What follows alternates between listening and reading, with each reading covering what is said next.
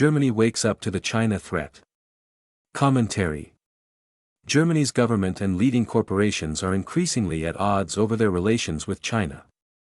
The government in Berlin is criticizing Beijing for devaluing its currency, weaponizing its stranglehold on global rare earth refinement, and engaging in gray-zone military tactics around Taiwan and in the East and South China Seas. But German companies are worried about retaliation against any measures to protect Germany's market.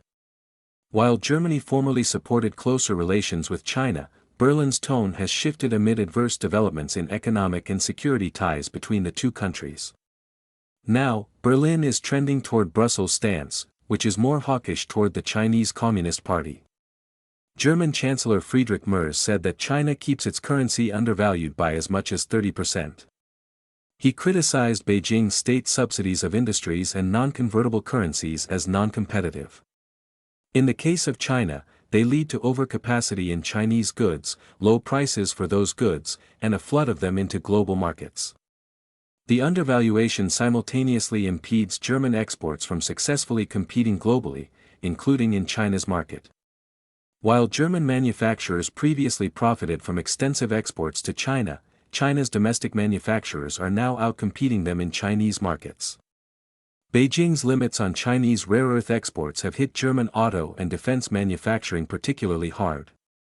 This is dangerous when Russia's war in Ukraine could expand to other European countries, and the United States increasingly expects Europe to be less dependent on the United States for its defense.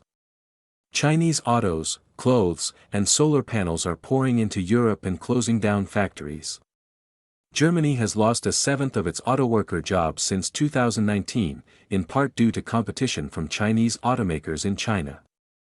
Since 2020, investment has been down, while in other major European economies, investment has increased. Germany's manufacturing workforce is now at a decade low of just 6.6 million. Volkswagen is considering laying off yet more workers, this time 100,000 of them, due in part to competition with China. They include 45,000 German workers at 4 plants, in addition to 50,000 phased layoffs agreed in 2024. One of its biggest shareholders has said that producing its China-developed autos in Germany could save some of these jobs. Low economic growth in Germany is leading Berlin to make plans to gradually raise the retirement age from 67 to 70. In 2026, Germany's growth forecast is just 0.5%. This is below the Eurozone average, in part due to Germany's lagging exports. The worsening economic position of Germany relative to China is heightening security concerns, especially as Beijing channels an increasing share of its economic and innovation efforts toward militarization. This militarization enables its demands for reunification with Taiwan and control of nearly all of the South China Sea.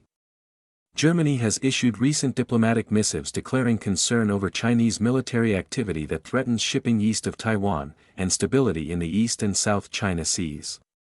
Berlin is also concerned about China's support for Russia in its war against Ukraine. Merz is raising the issue of currency undervaluation with the European Council and the G7, which comprises the United States, Germany, Italy, the United Kingdom, France, Canada, and Japan, as well as the European Union, a non-enumerated but influential member. He proposed a new Plaza Accord, which, in 1985, engineered a weaker dollar through cooperation among the United States, Japan, and major European economies. Merz said he got strong support from the United States on his concerns.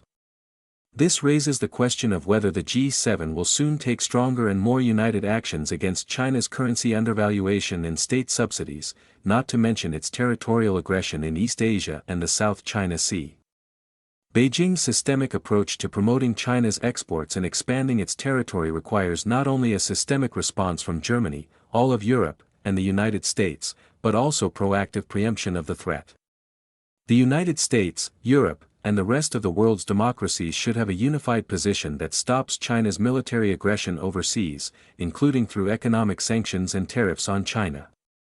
These will make it more difficult for the CCP to use its economy to fuel incremental military conquests. If not stopped, those incremental takings will eventually empower the CCP to take more and more at each opportunity. The United States and Europe are supposedly at loggerheads over everything from NATO and tariffs to the Pope in Italy. The disagreements include policies on Iran, Ukraine, Canada, and Greenland. Sometimes they get personal.